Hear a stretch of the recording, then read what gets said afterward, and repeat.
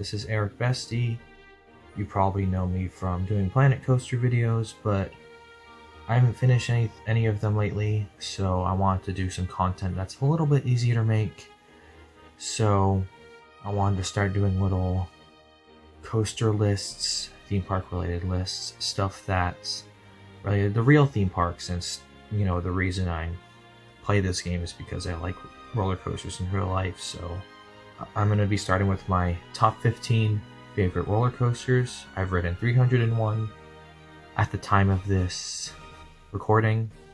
I'll be riding more in May, but I've just ridden all of the major roller coasters in Florida, which is, you know, where a lot of the best roller coasters are. So if you like this kind of content, please click the like button, make sure you subscribe, leave a comment down below, see what other kinds of lists you'd like me to do, and let's get started on the video.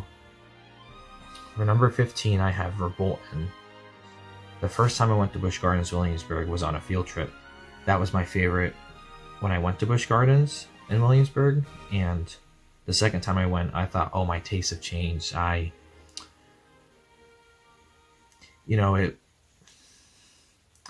figured I'd like the Hyper Coaster more, I'd like Invader more, or something like that, but no, Bolton is still my favorite. And not only that, I like it so much that it's cracked my top 15. The theming is so good, it's comfortable, the queue is well themed, it has really good launches, the indoor section is really forceful and well themed. The outdoor section is probably my favorite part, with the really big drop over the river and the turns leading up to the end. It's just a perfect ride, perfectly thrilling, not too much. It's an incredible ride, and one of the best themed coasters in the world, but not as well themed as Expedition Everest, which is, for me, my favorite roller coaster on Disney property. I think Everest is incredible because it tells a story without any dialogue or the ride pandering to you and making sure you know everything, because you get all of the information you need, and whether you have no idea what's going on or whether you know every little detail of the ride doesn't make it more or less enjoyable. The queue is probably the best queue on any roller coaster I've ever ridden. The level of detail is crazy, especially in the museum. The music is beautiful, and the ride is forceful, but not too much. It's a really good family coaster, and it's great for anybody who wants a thrilling ride, but wants more of the theming and less of the intensity. For number 13, I have Iron Gwazi. You might be surprised that it's this low, but I have weird taste. But even so, I love this coaster, and this is my 301st coaster that I've ridden, and I think it's by far the best coaster at Busch Gardens. Actually, you know, I do think it's pretty close, but with Iron Gwazi, it's just so consistently good. The airtime is incredible. The first drop, the outer bank, the death roll, the cutback, the wave turns, the airtime hills. After the cutback, it stays so low to the ground for how fast it's going. It feels like a mistake. It feels too fast for what the coaster is actually doing. And when the least intense part of your ride is the 0G stall, you know you have a crazy roller coaster. So that's my number 13 spot. Not as good as Velocicoaster. Now, Velocicoaster isn't as intense, especially in the first half. It kind of lulls a bit after that airtime hill until the second launch, but the pacing is incredible, the queue is amazing, the locker system is innovative, it's incredibly comfortable, it's smooth, it's great from beginning to end, and the mosasaur roll, the top hat, the oscillating helix, all of the inversions, the airtime hills, it's just so good. And everyone has said it before, that how good Velocicoaster is, and they say it for a reason. Its reputation precedes it. Surprisingly, this is not my favorite roller coaster in Florida. That honor belongs to Mako. Mako, my favorite sensation on any roller coaster is floater airtime, and no roller coaster does it as good as Mako. At least none that I've ridden. The parabolic, incredible floater airtime is so sustained and so strong on every hill. It's got good overbanks and turns. It's smooth. It's well themed. It's comfortable like every B&M Hyper. It's beautiful, and I have a very, very strong attachment to it. Although I like Velocicoaster, and although I like Iron Gwazi, they're just not as floaty and comfy for me as Mako is, especially for how long I've been a fan of Mako. We're going to finally leave Florida to go to some coasters that have been my favorites since forever. So we'll get to number 10 with Afterburn. Afterburn is my favorite inverted coaster. I like it more than Montu, I like it more than Raptor, Batman, Alpengeist, you name it. Afterburn is better. It's compact, it has the best pacing, there's no mid-course brake run, 6 hole inversions, they're all forceful. The loop, the Immelman, the zero G roll, the Batwing. There's a little bit of a slow hill, but that's better than a mid-course brake run right into the corkscrew. And of course, it has a helix at the end. And every roller coaster is better with a helix, I think. I think that's a pretty recurring theme. They play the Top Gun music in the station. And of course, it's an invert. It's incredibly smooth. It's going to be smooth forever. It doesn't get much better than this. For me, number 9 is Mystic Timbers, which is my favorite GCI coaster. It is very, very smooth.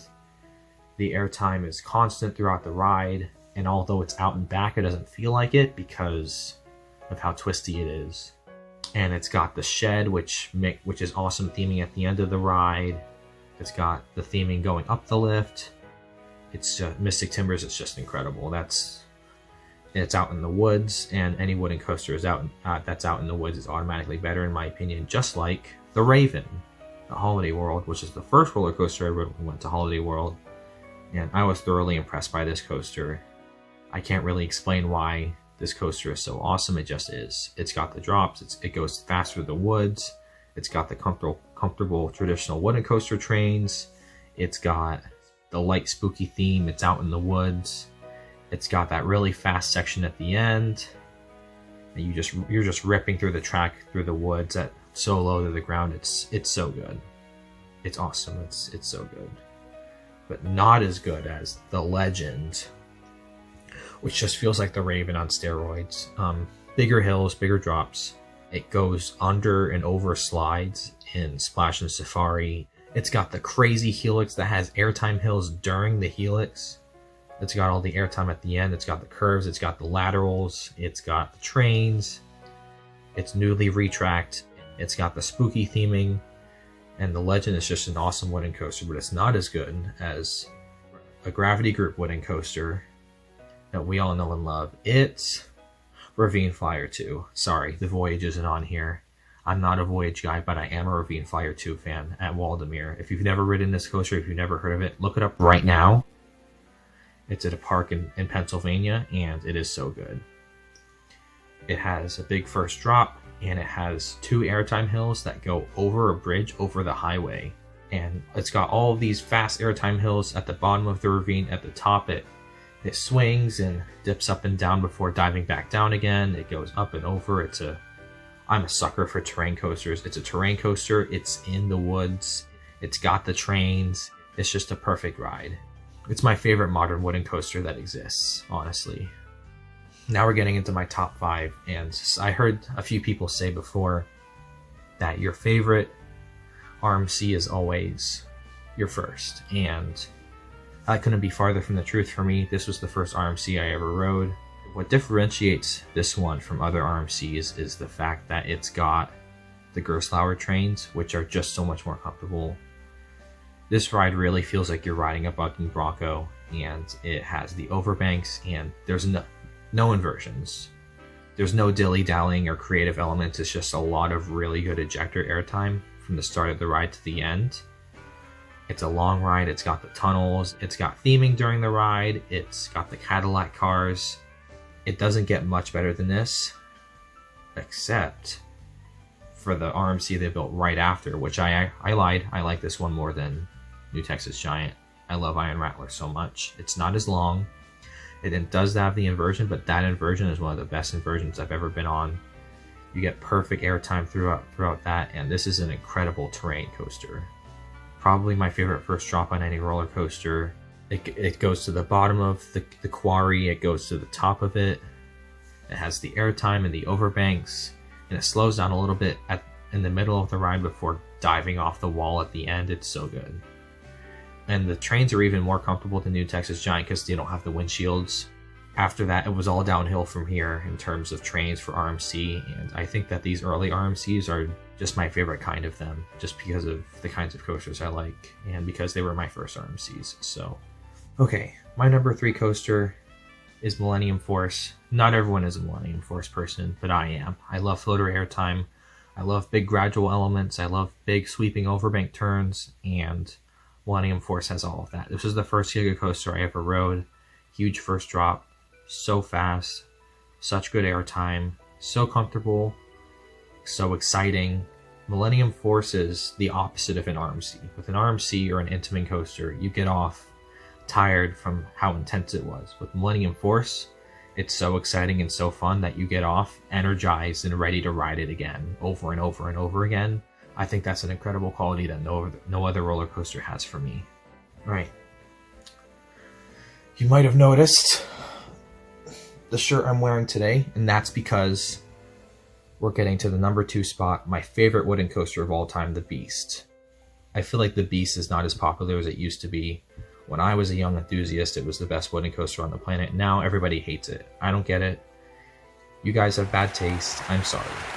This coaster is amazing. It's got the incredible ride through the woods from beginning to end. It just gets faster and faster as it goes downhill. We're not messing around with any airtime. The only really forceful element is the incredible helix at the end. The thrill that this coaster gives is undescribable. It just has to be your kind of coaster. That's it. And it's my favorite for that reason. No other coaster feels like the Beast. A few have come close, but if we lose the Beast, then we lose one of the most unique coasters on the planet. Now we're getting to my favorite roller coaster ever, and I don't know if anything will ever top this coaster, but it's Fury 325 at Carowinds, and this coaster is incredible. If you take the speed that you get from Millennium Force and the airtime you get from Mako, and some other stuff thrown in from other coasters, Intimidator 305, stuff like that, you get a coaster like Fury. Incredible first drop, big sweeping overbanks, but you also have the ones that are really low to the ground. I rode this coaster as many times as I could when I was at Carowinds, and this coaster just, it's insane. You get so low to the ground with the turns, you go underneath the bridge with the treble clef and the hive dive, you get that sideways airtime, you get those 3 incredible airtime hills at the end. The last time I rode Fury was at the end of the night, and it was running so fast that I almost lost my phone, and I was cackling like a witch because of how intense the airtime was, and the turns at the beginning were so fast that it made my cheeks flap open like a cartoon character. This coaster is insane, and there is simply nothing like it, and I don't think B&M is ever going to be able to top themselves with this. I just don't think no park is ever going to want a coaster like this, and this coaster just makes Carowinds, and it's my favorite roller coaster ever. So that's the end of the list. Thank you for tuning in and watching until the end.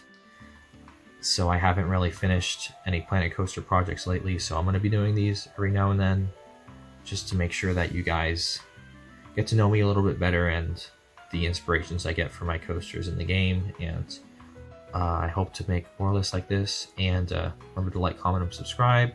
I'll see you in the next video. Bye bye.